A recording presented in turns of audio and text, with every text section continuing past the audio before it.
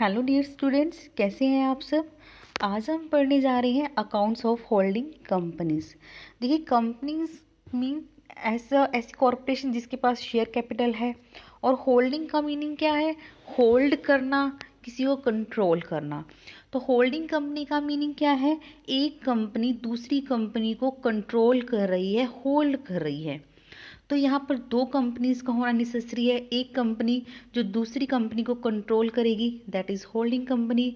और जिस कंपनी को होल्डिंग कंपनी कंट्रोल कर रही है, दैट इज सब्सिडरी कंपनी। अब देखिए, कोई कंपनी है, वो दूसरी कंपनी को कैसे कंट्रोल कर सकती है। हम लेट कर लेते हैं, हमारे पास टू कंपनीज हैं, company A and company B. Company A company B को कंट्रोल कर रही है, होल्ड कर रही है। तो वो कैसे कर सकती हैं? या तो कंपनी ए क्या करेगी, उसके ऑल और मेजॉरिटी ऑफ शेयर्स परचेज कर लेगी जिनके पास वोटिंग राइट्स हैं, या फिर composition of its board of directors पर क्या कर लेगी, कंट्रोल कर लेगी। तो इसके पास दो मेथड्स हैं जिससे कंपनी ए कंपनी बी को कंट्रोल कर सकती है। अब देखिए, कंपनी ए ने कंपनी बी को कंट्रोल कर लिया। कंपनी ए होल्डिंग कंपनी हो गई, कंपनी बी सब्सिडरी कंपनी हो गई। तो क्या सब्सिडरी बी कंपनी बंद हो जाएगी, लिक्विडेट हो जाएगी? जी नहीं, company B same as it is operate करती रहेगी जैसे वो पहले कर रही थी। क्योंकि यहाँ पर होल्डिंग ए बी कंपनी को होल्ड कर रही है लिक्विडेशन के पर्पज से नहीं, बल्कि एक बड़े मार्केट शेयर की कवरेज के लिए, या फिर कंपटीशन को अवॉइड करने के लिए, या फिर बी कंपनी की नो हाउ टेक्नोलॉजी को अडॉप्ट करने के लिए, इन सभी बातों के का बेनिफिट्स उठाने के लिए, एक इकोनॉमीज का लार्ज स्केल पे बेनिफिट उठाने के लिए कंपनी ए कंपनी बी को होल्ड करेगी, कंट्रोल करेगी। तो B company as it is और A company as it is operate करते रहेंगे। और जब कंपनी ए कंपनी बी को होल्ड कर लेती है, कंट्रोल कर लेती है, उसके बाद भी कंपनी ए और कंपनी बी को सेपरेट आइडेंटिटी ट्रीट किया जाएगा। दोनों के सेपरेट अकाउंटिंग प्रोसीजर होंगे और at the last of the year दोनों की एक बैलेंस शीट बनेगी, that is consolidated balance sheet. Accounting standard 21 that is consolidated financial statement क्या कहता है, देखते हैं। एक सब्सिडरी कंपनी कौन सी होगी? जो control that is controlled by another enterprise. Parent company, जो कंपनी सब्सिडरी कंपनी को होल्ड करती है, दैट इज पेरेंट कंपनी, या फिर होल्डिंग कंपनी भी हो सकती है। अब देखते हैं, होल्डिंग कंपनी है, पेरेंट कंपनी है, उसके अंडर एक से ज़्यादा सब्सिडरीज हो सकती हैं। तो पेरेंट कंपनी उन सभी सब्सिडीज को मिलाकर बनता है एक ग्रुप। तो हम ये पहले भी पढ़ चुके हैं कि होल्डिंग कंपनी सब्सिडरी कंपनी को किस किस मेथड से होल्ड कर सकती है। First one is by controlling the composition of board of director of another company. देखिए, कंपनी या तो क्या करे, शेयर खरीद रही है। जो कंपनी के शेयर होल्डर होते हैं वो डायरेक्टली क्या करते हैं, कंपनी को मैनेज नहीं करते, वो इनडायरेक्टली मैनेज करते हैं। शेयर होल्डर्स डायरेक्टर्स को अपॉइंट करते हैं, डायरेक्टर्स शेयर होल्डर की बिहाफ पर कंपनीज को मैनेज करते हैं। तो तो कंपनी कंट्रोल ए कंपनी है जिसको हम होल्डिंग कंपनी एज्यूम कर रहे हैं, वो क्या करे, बी कंपनी के बोर्ड ऑफ डायरेक्टर्स को कंट्रोल कर रही है। अब इनको कैसे कंट्रोल करेगी? कंपनी के पास राइट है कि वो बी कंपनी के सब्सिडरी कंपनी के डायरेक्टर्स को अपॉइंट कर सकती है, रिमूव कर सकती है, उनकी सैलरी, उनकी रिम्यूनरेशन, बोनस, अलाउंस वो फिक्स कर सकती है विदाउट कंसल्टिंग एनी वन, किसी से कंसल्ट किए बिना, अपनी मर्जी से, मेजॉरिटी ऑफ द डायरेक्टर। इसका मीनिंग क्या है? बी कंपनी में, सब्सिडरी कंपनी में मान लेते हैं 5 डायरेक्टर हैं, उनमें से 3 डायरेक्टर्स को ए कंपनी अपॉइंट कर रही है। तो इसका मतलब क्या है? ए कंपनी का बी कंपनी के डायरेक्टर्स पर कंट्रोल है। एक यहाँ पे और वर्ड्स ऐड हुआ है, but such A power exercise by it in A fiduciary capacity will not make it A holding company. अब फिड्यूशरी कैपेसिटी क्या है? फिड्यूशरी रिलेशनशिप कब होता है? फिड्यूशरी रिलेशनशिप होता है relationship of trustee and beneficiary. हम दो इंडिविजुअल हैं, दो इंस्टीट्यूशंस हैं, ए और बी लेट कर लेते हैं। जब इनके बीच में फिड्यूशियरी रिलेशनशिप है तो इसका मतलब ए क्या है, फिड्यूशियरी कैपेसिटी में है। इसका मीनिंग क्या है कि बी को पूरा ट्रस्ट है, एक रिलेशनशिप है ट्रस्ट का कि ए जो भी एक्ट करेगा वो बी के हित के लिए होगा, वो बी के अगेंस्ट कोई काम नहीं करेगा। अगर ए कंपनी और बी कंपनी के बीच में फिड्यूशियरी कैपेसिटी का रिलेशनशिप है, फिड्यूशियरी रिलेशनशिप है, तब उसे होल्डिंग कंपनी नहीं माना जाएगा। ए को बी के शेयर्स परचेज करने पड़ेंगे, तभी उसका बोर्ड ऑफ डायरेक्टर पर कंट्रोल हो पाएगा। देखिए फिड्यूशियरी रिलेशनशिप कैसे हो सकता है। मान लेते हैं बी ने कहीं से लोन ले रखा है, कहीं से पैसा ले रखा है, बैंकिंग कंपनी से लोन ले रहा है और ए क्या है, बी की गारंटी दे रहा है। That is fiduciary relationship, as a trustee काम कर रहा है। तब इस केस में ए बी की होल्डिंग कंपनी नहीं बन सकती, ए को मेजॉरिटी ऑफ इक्विटी शेयर्स भी परचेज करने पड़ेंगे। सेकेंड क्या है, why holding more than 50% of voting power और equity shares in another company. 50% से ज़्यादा वोटिंग पावर और इक्विटी शेयर अगर एक कंपनी खरीद लेती है तो वो क्या बन जाएगी, होल्डिंग कंपनी। 50% से ज़्यादा 51% भी हो सकते हैं। नेक्स्ट है, by controlling a holding company which control another subsidiary और सब्सिडरीज। इसका हम एक एग्जांपल लेते हैं। Company A, company B, C, D. B company ए की सब्सिडरी है, सी कंपनी बी की सब्सिडरी है, डी कंपनी सी की सब्सिडरी है। तो ऑटोमेटिकली सी और डी भी ए कंपनी की सब्सिडरीज कंपनीज हो जाएंगी। इनको मान लिया जाएगा कि सी और डी भी ए की सब्सिडरीज हैं।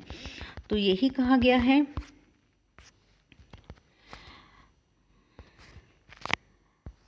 By controlling a holding company which control another subsidiaries और सब्सिडरीज। अगर हम किसी कंपनी को होल्ड कर रहे हैं जो और अनदर सब्सिडरीज को कंट्रोल कर रही है तो वो भी ए कंपनी की होल्डिंग कंपनी की सब्सिडरीज बन जाएंगी। उसके बाद है होली आउंड और पार्टली आउंड सब्सिडरीज कौन सी होती हैं। अगर होल्डिंग कंपनी ए कंपनी जिसको हमने अज्यूम किया है 100% शेयर्स खरीद लेती है, जिनके पास वोटिंग राइट है, दैट इज होली आउंड सब्सिडरी। लेकिन कुछ केसेस में ऐसा भी हो सकता है कि 100% शेयर कंपनी नहीं खरीद रही है लेकिन 50% से ज़्यादा परचेज कर रही है, दैट इज़ पार्टली आउंड सब्सिडरी। अब मान लेते 51% शेयर्स परचेज किए हैं तो 51% क्या हो गया, मेजॉरिटी। बाकी जो 49% रह गए that is minority share holders. Subsidiary company जो अपने अकाउंट्स बनाएगी उनके इंटरेस्ट को ट्रीट करेगी एज माइनॉरिटी इंटरेस्ट। उसके बाद है advantage of holding company.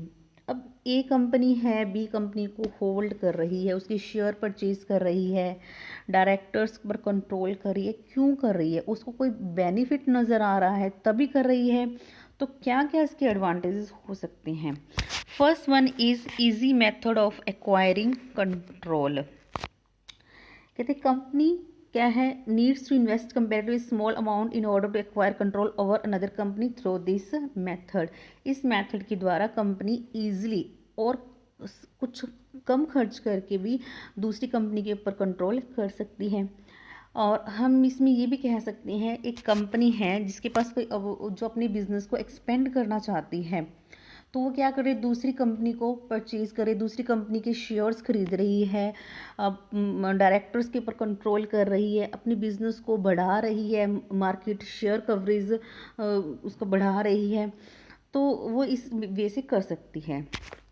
Second है possibility of maintaining separate goodwill. जैसा कि हम पहले भी पढ़ चुके हैं, सब्सिडरी कंपनी और होल्डिंग कंपनी दोनों सेपरेट आइडेंटिटी हैं, सेपरेट उनका अकाउंटिंग प्रोसीजर रहता है, अकाउंटिंग स्टेटमेंट प्रिपेयर करती हैं, तो अपनी सेपरेट गुडविल मेंटेन रखती हैं। Ascertainment of separate profitability and financial position, दोनों की सेपरेट अकाउंटिंग प्रोसीजर हैं, तो हम जान सकते हैं कि होल्डिंग कंपनीज हैं उसके अंदर जितनी भी सब्सिडरीज कंपनी हैं उनकी क्या प्रॉफिटेबिलिटी है, क्या फाइनेंशियल पोजीशन है, साउंड फाइनेंशियल पोजीशन है या फिर वीक फाइनेंशियल पोजीशन है। Availing income tax benefit, separate entity होने की वजह से, तो ये पॉसिबल है कि इनकम टैक्स बेनिफिट वो ले सकते हैं, अलग अलग अपने जो भी लॉसेस को कैरी फॉरवर्ड कर सकते हैं, असेस कर सकते हैं कि कितना इनकम टैक्स बनता है। Easy to get rid of subsidiary and easy to wind up subsidiaries. Company A है जो कि होल्डिंग कंपनी हमने एज्यूम किया है, किसी कंपनी को उसने क्या किया है, ले लिया है, उसकी सब्सिडरी कंपनी कंट्रोल कर लिया है। इन फ्यूचर उसको लगता है कंपनी को कि बी कंपनी क्या लॉस में जा रही है, उसको ज़्यादा प्रॉफिट नहीं हो रहा है, तो वो उससे ईजिली छुटकारा पा सकती है by disposing of its shares. Next है एफिशिएंसी इन मैनेजमेंट। कंपनीज अलग अलग हैं, तो मैनेजमेंट के ऊपर कोई ज़्यादा बर्डन नहीं है, तो मैनेजमेंट भी एफिशिएंट होगी। Elimination of competition. अब देखिए कंपनी ने दूसरी कंपनी को कंट्रोल कर लिया तो कंपटीशन तो ख़त्म ही हो गया, कंपटीशन अवॉइड हो गया। तो जो ए कंपनी है, होल्डिंग कंपनी है, उसने कंपटीशन को ख़त्म कर दिया है। अब मार्केट में क्या है, उसने कंपटीशन को अवॉइड किया है, तो वो मार्केट का एक बहुत बड़ा शेयर अपने अधिकार में ले सकती है, बहुत ज़्यादा प्रॉफिट कमा सकती है। नेक्स्ट है benefit of internal and external economics. Economics का मीनिंग हो गया एक्स्ट्रा बेनिफिट। जब एक कंपनी दूसरी कंपनी को होल्ड कर लेती है तो बहुत सारे इंटरनल और एक्सटर्नल बेनिफिट्स मिलते हैं। इंटरनल जैसे कि सब्सिडरी कंपनीज के पास कोई टेक्निकल नो हाउ है, टेक्नोलॉजी है, फाइनेंशियल रिसोर्सेज हैं, अब होल्डिंग कंपनी सब्सिडरी कंपनी के वो यूज़ कर सकती हैं। एक्सटर्नल जैसे कि बहुत बड़ा मार्केट शेयर इस कंपनीज के अंडर हो जाता है और कंपटीशन अवॉइड हो जाता है, या फिर स्वॉट एनालिसिस इजी कर सकते हैं, रिसर्च वर्क कर सकते हैं। Another advantage is increase in goodwill, smooth supply of raw material, getting assured market, pulling of resources when ever needed. जब हमें रिसोर्सेज की ज़रूरत हो वो हमें अवेल हो जाती हैं। अब इसके डिसएडवांटेजेस पढ़ते हैं। फर्स्ट डिसएडवांटेज है fraud in inter company transactions. अब देखिए इंटर कंपनी ट्रांजेक्शन्स कैसी होती हैं, जो होल्डिंग कंपनी और सब्सिडरी कंपनीज के बीच जो ट्रांजेक्शन्स होती हैं उनसे हम बोलते हैं इंटर कंपनी ट्रांजेक्शन्स। और जो इंटर कंपनी ट्रांजेक्शन्स होती हैं इनका जो अमाउंट ट्रांजेक्ट किया जाता है, रिकॉर्ड किया जाता है, अब वो उस होल्डिंग कंपनी को जो सूट करता हो वो रिकॉर्ड किया जाता है, या तो टू हाई होगा या फिर टू लो होगा, जो होल्डिंग कंपनी के अकॉर्डिंग ही रिकॉर्ड किया जाता है। सेकंड है fear of operation of minority share holders. जो माइनॉरिटी शेयर होल्डर है उनके इंटरेस्ट की तरफ ज़्यादा ध्यान नहीं दिया जाता, मेजॉरिटी शेयर होल्डर की तरफ ज़्यादा ध्यान दिया जाता है, उनके इंटरेस्ट को ज़्यादा सिक्योर किया जाता है, तो danger of operation of minority interest बना रहता है। First appointment of director.